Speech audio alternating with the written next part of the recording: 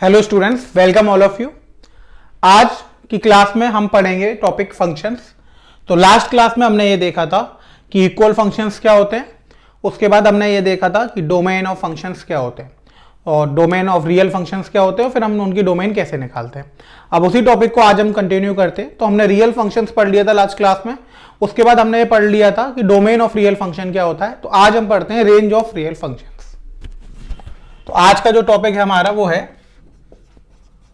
Range of real functions.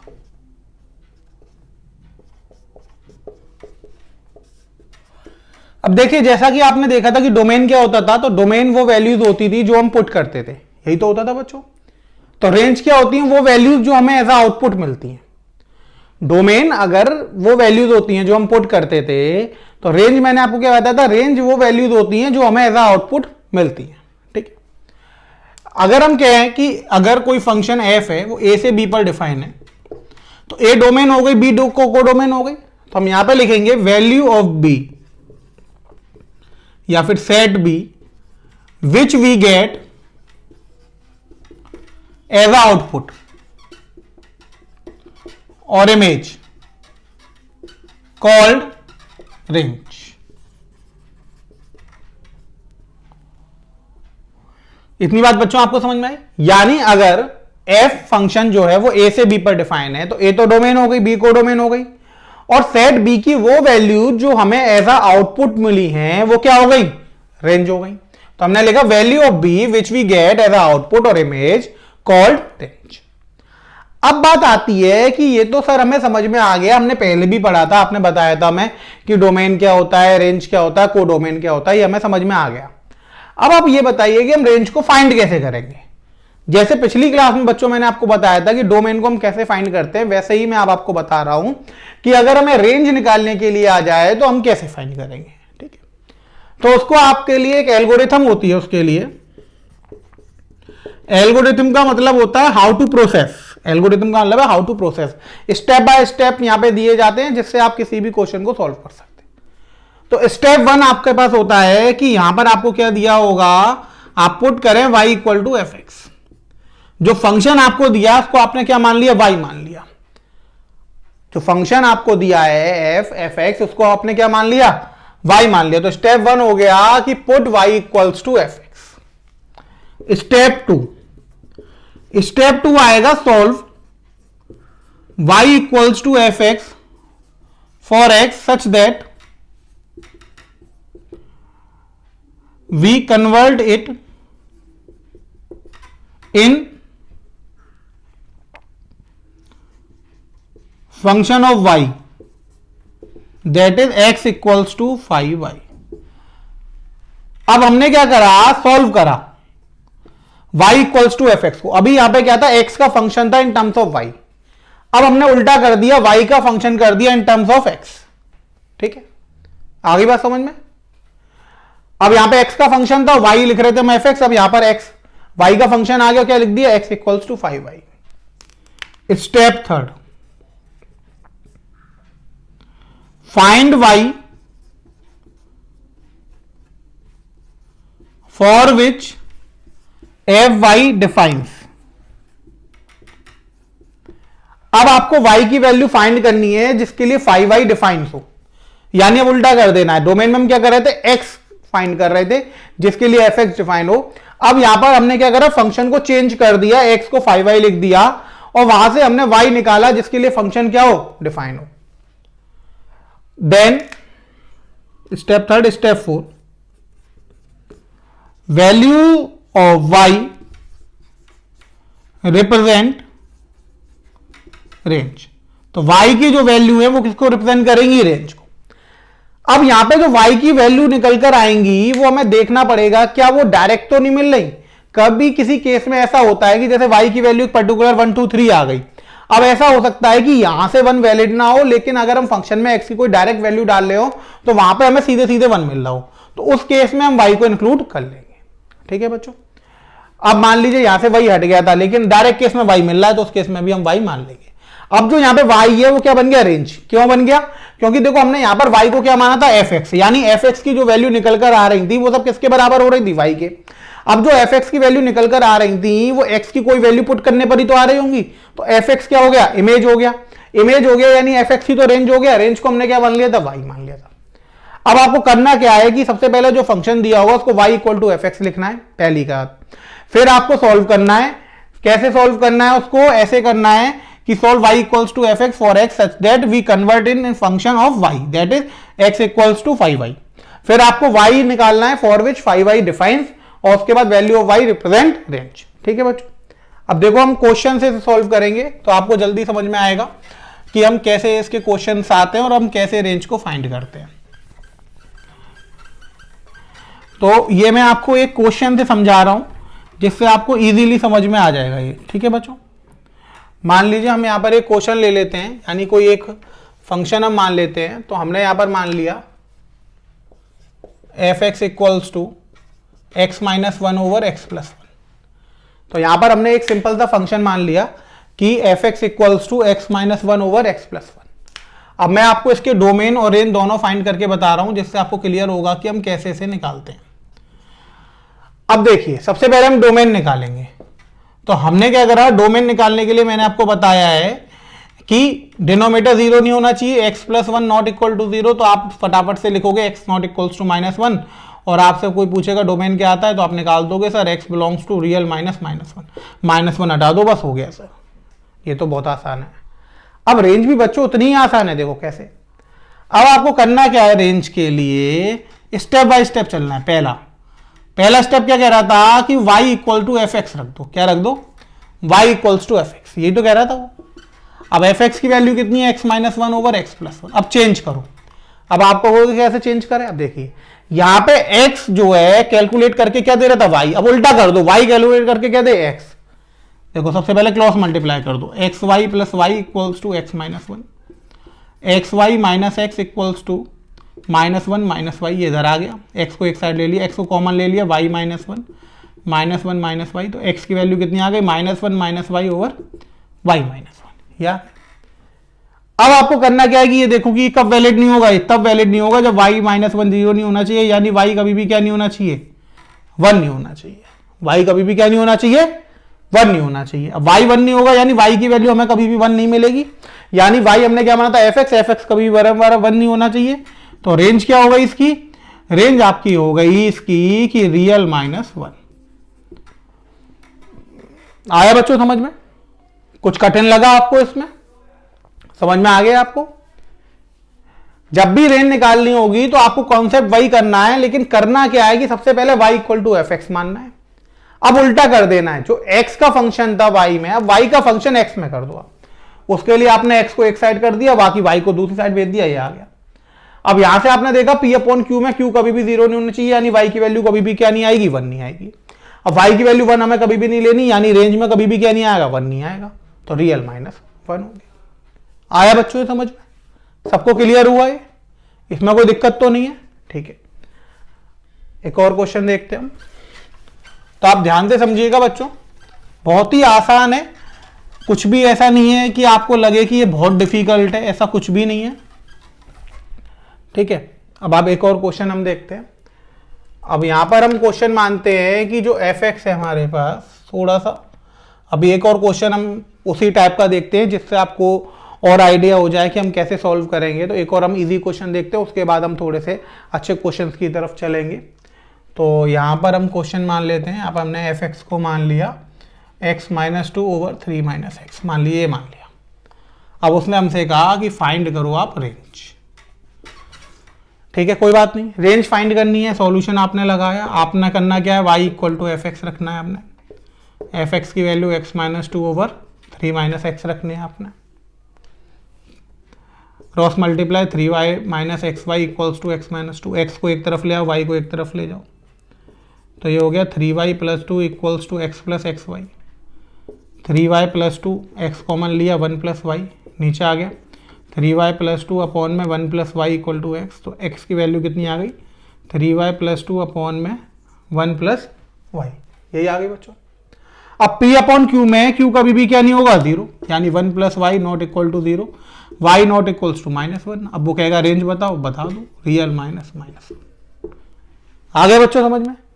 यानी जो काम हम उसमें कर रहे थे डिनोमिनेटर नॉट इक्वल टू 0, वही इसमें करना है, लेकिन इसमें उल्टा करके करना है। बस पहले y equal to F x रखना है, x को इन टर्म्स ऑफ y निकालना है। अब ये फंक्शन आ गया, अब यानी y की वैल्यू पॉसिबल नहीं होगी, हमें मिलेगी नहीं। y क्या था, रेंज। x जैसे डोमेन को रिप्रेजेंट कर रहा था, y किसको रिप्रेजेंट कर रहा है, रेंज को। कितना आसान है। आया बच्चों आपकी समझ में? ठीक है, एक और क्वेश्चन देखते हैं हम इसका, और आइडिया लगेगा आपको। बहुत ध्यान से समझिएगा बच्चों, ये बहुत ही इंपॉर्टेंट है। अब रेंज में होता क्या था बच्चों कि हर एक क्वेश्चन जरूरी नहीं है कि ऐसे ही सॉल्व हो। अब जब पॉलिनोमियल फंक्शन आएगा रेशनल वाला, तब ऐसे सॉल्व होगा। अब मान लीजिए रेशनल फंक्शन नहीं आ रहा है, तो कैसे सॉल्व करेंगे हम, देखिए आप। अब मान लीजिए हमने क्वेश्चन ले लिया कि क्वेश्चन हमें दे दिया यहां पर कि जो एफ एक्स है वो अंडर रूट एक्स माइनस 3 के बराबर है। अब वो कहेगा कि अब आप इसकी रेंज निकाल कर बताओ। ठीक है बच्चों, अब आप रेंज जब इसकी निकालोगे तो आप देखोगे कि डोमेन अगर जैसे आपने माना, तो डोमेन आपने जब निकालना है तो आपने क्या करना था डोमेन के लिए कि ये पॉजिटिव होगा, x minus 3 greater than equal to 0, तो x की वैल्यू किससे बड़ी आ गई, 3 से। यहां से आपको समझ में आ गया कि x बिलोंग करेगा 3 से लेकर इन्फिनिटी। अब बात आती है रेंज की। तो बच्चों होता क्या है कि रूट में मैंने आपको बताया था कि जो आउटपुट मिलेगा वो हमेशा कैसा मिलेगा, पॉजिटिव मिलेगा। अब 3 से बड़ी वैल्यू आपको पुट करनी है। मान लीजिए आपने 3 पुट करी इसमें, तो 3 माइनस 3 कितना हो गया, 0। अब 3.1 पुट करोगे तो 0.1 का रूट मिल जाएगा, 3.2 पुट करोगे 0.2 का रूट मिल जाएगा, 4 पुट करोगे 4 माइनस 3 1 का रूट मिल जाएगा।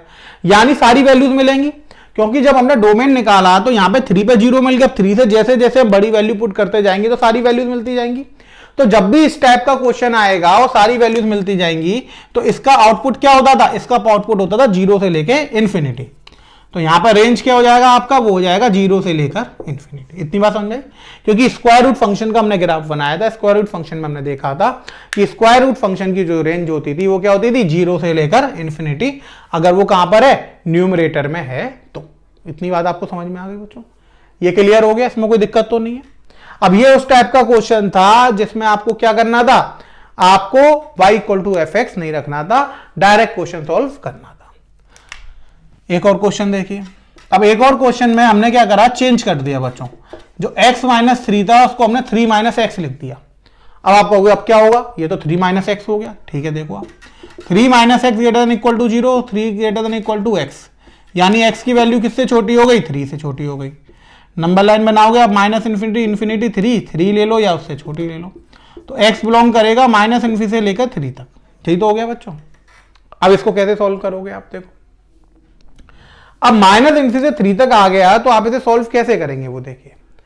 अब बात आई कि रेंज क्या आएगी। अब मान लीजिए 3 से आपको छोटी वैल्यू पुट करनी है, आपने यहां पे 3 रख दिया, तो 3 माइनस 3 कितना मिल जाएगा, 0 तो मिल ही गया। अब 3 से छोटी रखनी है 2 माइनस 1, 2 माइनस 1 पे बताइए 2 रखा, 3 माइनस 2 कितना हो गया, 1 मिल गया। अब आप कहोगे कि जैसे ही हम यहां पर ऐसे तो सर कितना रखते जाएंगे। अब मान लिया आपने 0 रख दिया तो 3 का रूट मिल जाएगा। अब आपने जैसे ही नेगेटिव में वैल्यू रखी, यहां पर x की जगह -1 रखा, तो माइनस माइनस मिलकर +1 हो गया, 2 हो गया। यानी वो सारी वैल्यूज मिलेंगी जो आपको चाहिए। अब होगा क्या कि पॉजिटिव से ना मिलकर वो किससे मिलेंगी, नेगेटिव से। जैसे आप बड़ी वैल्यू पुट नहीं कर सकते 3 से, लेकिन छोटी तो सारी कर सकते हैं ना, माइनस इन्फिनिटी तक। तो आप नेगेटिव में x पुट करते जाएंगे तो यहाँ पे माइनस मिल गया, वो प्लस होता जाएगा, 3 उसमें ऐड होता जाएगा, तो वैल्यू सारी मिलती जाएंगी। जब वैल्यू सारी मिलेंगी तो इसकी जो रेंज हो जाएगी वो क्या हो जाएगी बच्चों, वो हो जाएगी 0 से लेकर इन्फिनिटी। तो आप ये ध्यान रखिए कि जब भी रूट आए आपके पास और रूट के अंदर लीनियर वैल्यू आए, जब भी रूट आए और रूट के अंदर क्या वैल्यू हो, लीनियर वैल्यू हो। लीनियर का मतलब क्या हो गया, x की पावर 1 में हो, तो उसकी जो रेंज आती है वो कहां से कहां तक आती है, वो आती है 0 से लेकर इन्फिनिटी तक। ये आपको समझ में आ गया। अब मैंने आपको एक तो पॉलिनोमियल वाले केस करा दिए कि अगर पॉलिनोमियल में आएगा तो आप वैल्यू पुट करके देख सकते हैं। रेशनल वाले मैंने आपको बता दिए। थर्ड मैंने आपको ये बता दिए कि अगर रूट के अंदर वैल्यू आ रही है तो आप उन्हें कैसे सॉल्व करेंगे। ठीक है, एक और क्वेश्चन देखते हैं हम इससे रिलेटेड। अब मान लीजिए कि क्वेश्चन आया आपके पास, डिनोमिनेटर में आ गया कि 1/√में x माइनस 5। अब ये आपके पास एफ एक्स दे दिया। अब वो कहेगा कि फाइंड रेंज। अब रेंज फाइंड करनी है तो फिर से वही मेथड आया कि x माइनस 5 डिनोमिनेटर में है, तो x माइनस 5 की जो रेंज है वो तो 0 से लेकर इन्फिनिटी तक आएगी, 0 इंक्लूड होगा। लेकिन अगर डिनोमिनेटर में आ गई तो डिनोमिनेटर में क्या ये कभी 0 देगा? नहीं देगा। अब अगर ये 0 नहीं देगा तो यहां पे क्या नहीं मिलेगा? 0 नहीं मिलेगा बस। यानी आप जब इसका डोमेन निकालेंगे आप देखेंगे तो x - 5 ग्रेटर देन 0 होना चाहिए। तो x की वैल्यू किससे बड़ी आएगी? 5 से बड़ी आएगी। ये 5 मान लिया, 5 से बड़ी यही तो आएगी। अब इसमें 0 कभी भी नहीं मिलेगा, 0 को छोड़ के बाकी सारी वैल्यूज मिलेंगी। अब नीचे अगर 0.1 मिला तो ऊपर तो वो 10 हो जाएगा, नीचे 0.01 मिला तो ऊपर तो वो 100 हो जाएगा, यानी वैल्यू तो सारी मिल रही है। तो जब भी इस टाइप का क्वेश्चन आएगा तो आपको ध्यान रखना है कि जो रेंज होगी वो होगी 0 से लेकर इन्फिनिटी। यानी अगर न्यूमरेटर में रूट के अंदर लीनियर वैल्यू आ रही है तो आप डायरेक्ट रेंज निकाल सकते हैं क्लोज इंटरवल 0 से लेकर इन्फिनिटी। और अगर यही डिनोमिनेटर में हो जाएगा तो क्लोज की जगह सिर्फ क्या आ जाएगा? ओपन इंटरवल आ जाएगा, बाकी कोई भी फर्क नहीं पड़ेगा। इतनी बात समझ में आ गई बच्चों आपको? इसमें कोई दिक्कत तो नहीं है? ठीक है, अगला क्वेश्चन देखते हैं। अब मैं क्या करता हूं, रूट के अंदर लीनियर वैल्यू हटाकर क्वाड्रेटिक वैल्यू डाल देता हूं। तो देखिए कैसे होगा।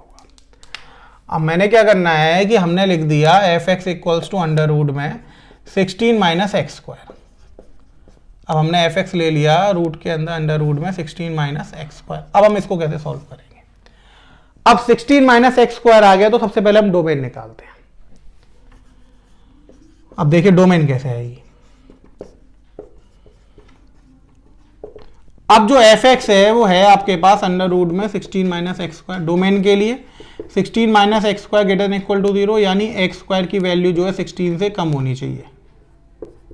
इधर चला जाएगा, 16 बड़ा हो जाएगा। x² की वैल्यू किससे कम होनी चाहिए? 16 से, यानी x² की वैल्यू 4k² से कम होनी चाहिए। अब x² की वैल्यू 16 से कम कब होगी? जब x की वैल्यू जो होगी वो 4 से छोटी रहेगी, यही तो होता है। और -4 से क्या रहेगी? बड़ी रहेगी। देखो जैसे यहां पर देखेंगे तो -4 + 4 पॉजिटिव, नेगेटिव, पॉजिटिव, यानी x की वैल्यू कहां से कहां तक वेरी करेगी? -4। पुट करके देख लो ना आप। देखो कौन सा इंटरवल आएगा ये देखना है। अब यहां से x + -4 तो आप निकाल ही लोगे क्योंकि स्क्वायर लग रहा है। 4 से बड़ी वैल्यू रखो 5, 5 का स्क्वायर 25, क्या वो इससे छोटा आएगा? नहीं आएगा। इसमें से कोई वैल्यू रख लोगे आ जाएगा, इसमें से फिर नहीं आएगा। अब यहां पर आपने देखा कि जो डोमेन आई वो ये आई कि जो x बिलोंग कर रहा है वो कहां से कहां तक कर रहा है? -4 से 4 तक कर रहा है। जो x बिलोंग कर रहा है वो कहां से कहां तक कर रहा है? -4 से 4 तक। अब -4 से 4 तक के लिए बिलोंग कर रहा है तो सर रेंज कहां के लिए करेगी? अब देखो, अब हमें वैल्यू तो इसी की निकाल ली थी ना बच्चों। तो देखो हम कैसे सॉल्व करेंगे। x की वैल्यू जो है वो -4 से कहां तक जा रही है? 4 तक। तो x² की वैल्यू कहां से कहां तक जाएगी? 0 से लेके 16 तक। यही तो हो जाएगा, क्योंकि x² है तो वो हमेशा 0 से बड़ा तो होगा ही होगा। स्क्वायर है तो हमेशा 0 से बड़ा तो देगा ही देगा। और 4 का मैक्सिमम स्क्वायर कितना हो जाता है? 16। यानी x² की जो वैल्यू है वो कहां से कहां तक वेरी करेगी? वो वेरी करेगी 0 से लेके 16 तक। अब x² की वैल्यू जब 0 से लेके 16 तक वेरी कर रही है तो हमें क्या चाहिए? 16 - x²। अब जब 0 पुट करोगे यहां पर तो ये 16 मिल जाएगा, यानी 4 आंसर मिल जाएगा। और 16 पुट कर दोगे तो कितना मिल जाएगा? 0 मिल जाएगा। आप चाहो तो उसे ऐसे भी देख सकते हो कि x² की वैल्यू ये है मान लो। अब अगर हम -x² की वैल्यू निकाल देंगे तो इस पूरी वैल्यूज में नेगेटिव का इनटू हो जाएगा, तो वो -16 से बड़ी हो जाएगी और 0 से छोटी हो जाएगी। यही तो हो जाएगी।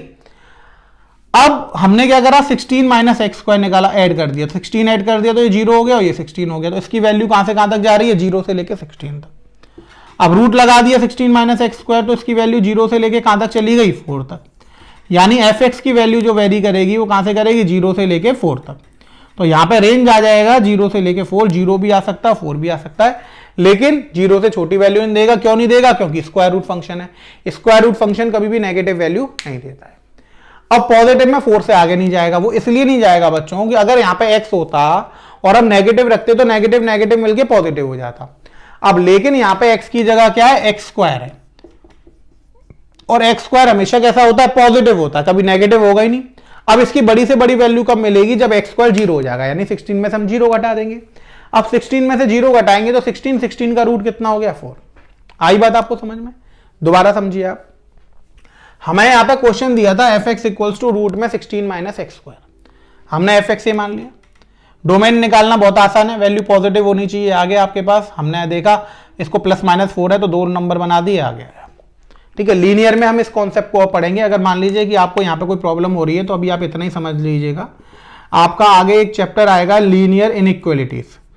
लीनियर इक्वलिटीज में हम इस पूरे प्रोसेस को बहुत ही ब्रीफ में डिस्कस करेंगे, आपके सारे डाउट्स वहां पे क्लियर हो जाएंगे। ठीक है, तो अभी लीनियर का थोड़ा सा यूज हुआ है तो मैंने कर लिया है, हो सकता है कि यहां पर आपको कोई प्रॉब्लम आए इसको समझने में, तो आप लीनियर इक्वलिटीज एक बार देख लीजिएगा, अगर क्लियर हो जाती है तो ठीक है, वरना आप लीनियर इक्वलिटीज की वीडियो पे जाके आप एक बार देखिएगा।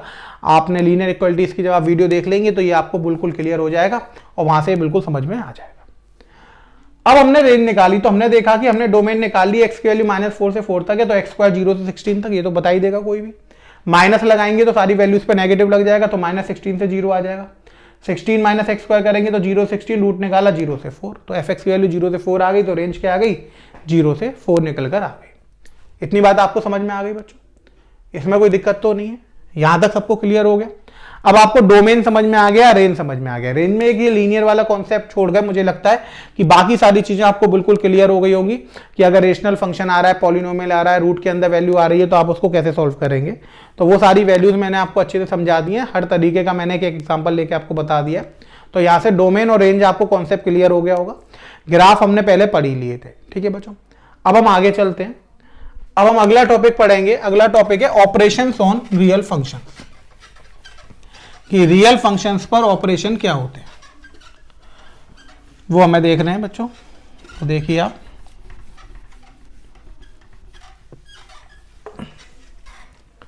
अगला टॉपिक हम पढ़ रहे हैं ऑपरेशन ऑन रियल फंक्शंस।